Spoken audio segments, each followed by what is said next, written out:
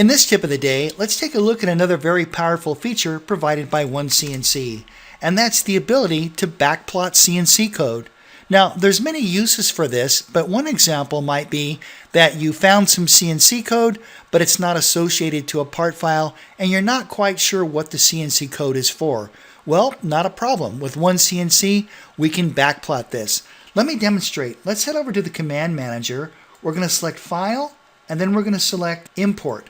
Once we do that, you'll notice there's an option called Backplot File, G-Code ISO Format.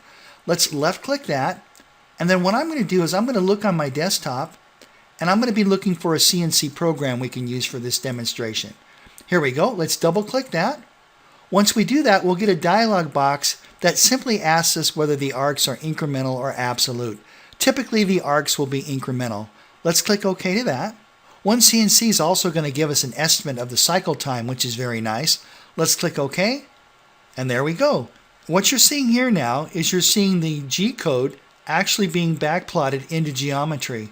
And also note how each tool has a separate layer. This is really nice. So for example, on this first layer, that's for tool number 1.